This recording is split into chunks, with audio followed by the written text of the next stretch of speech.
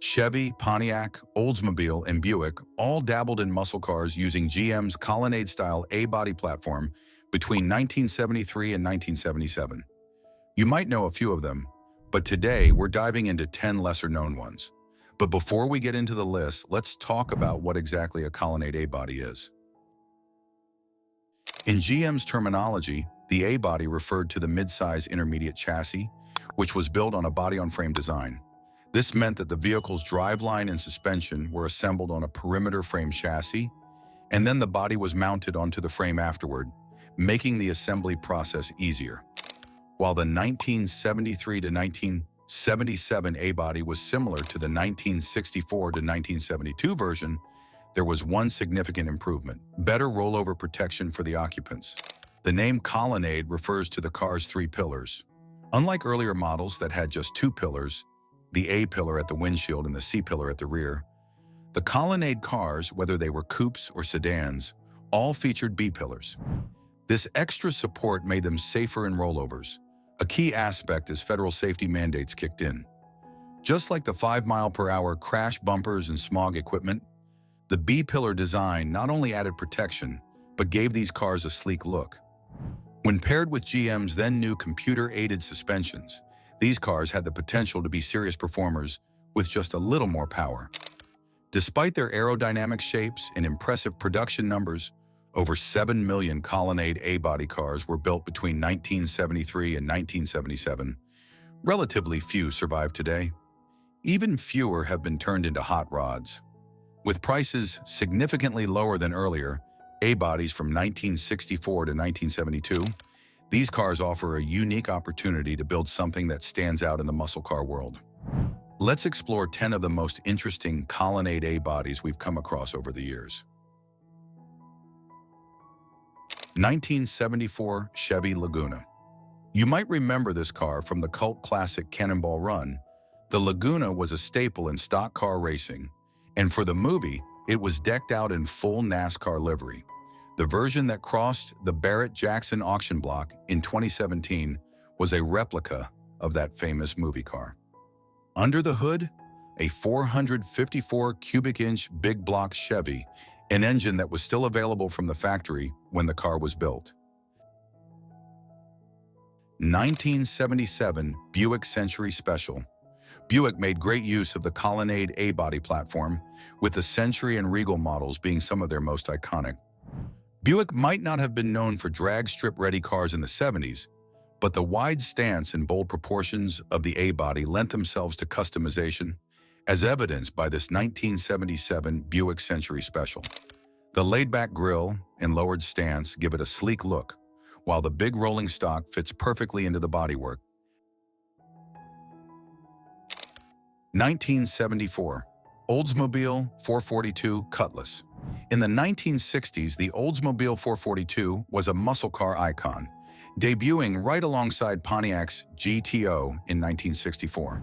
While many remember the 442 for its earlier years, it continued to soldier on into the mid-1970s on the new Colonnade A-body platform. Though rare today, this barn-find 1974 Oldsmobile 442, powered by a 350 cubic inch engine, is a testament to the model's staying power. Auto archaeologist Ryan Brute unearthed this hidden gem, showing that there are still treasures waiting to be discovered. 1974 Pontiac LeMans. We stumbled upon Tim Smith's 1974 Pontiac LeMans while watching the reality show Moonshiners on Discovery Channel back in 2012. For those familiar with Tim's moonshine, you know it packs a punch, just like this LeMans. Back in the day, Tim wasn't operating legally, and his hot-rodded Pontiac LeMans was the perfect car for moving his stash. This LeMans had a real muscle car with a purpose vibe, even if its purpose wasn't exactly on the up and up. 1973 Pontiac Grand Am. If any Colonnade A-body deserves to be called a true muscle car, it's the 1973 Pontiac Grand Am.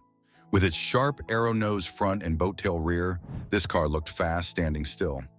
Equipped with a 455 cubic inch Super Duty power plant, it was one of the quickest cars of its time. A decade ago, a reader submitted a stunning example of a Grand Am to high-performance Pontiac magazine, showing just how graceful these cars could be even in stock form. 1976 Chevy Laguna S3.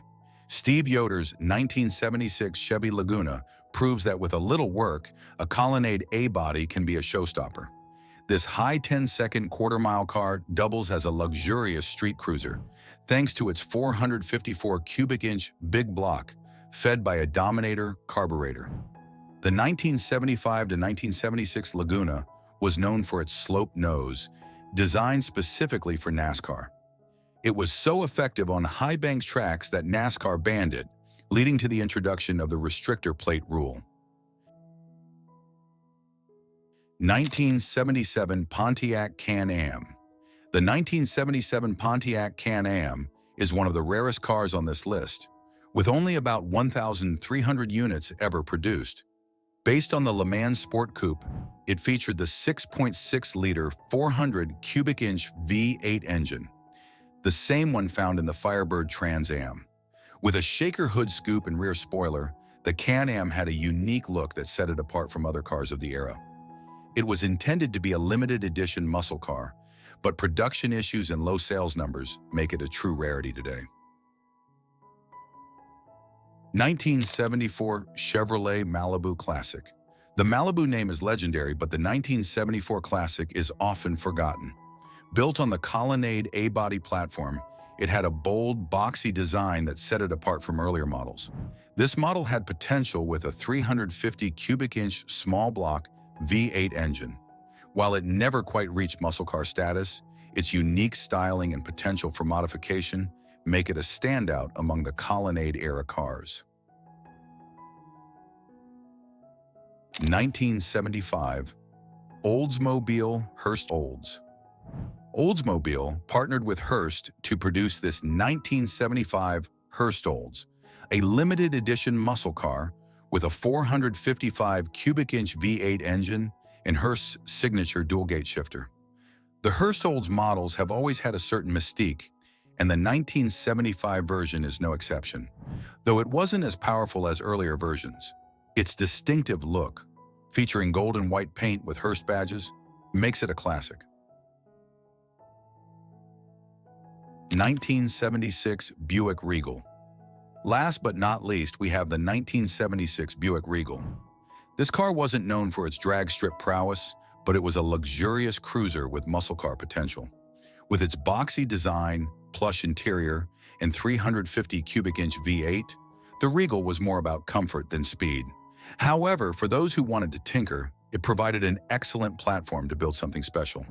These 10 Colonnade A bodies may not be as well known as their predecessors, but they're every bit as interesting, and in some cases, just as fast. With their unique styling, rarity, and potential for customization, these cars are perfect for those looking to build something that stands out from the crowd. So next time you're in the market for a muscle car, don't overlook the Colonnade era. You might just find a hidden gem.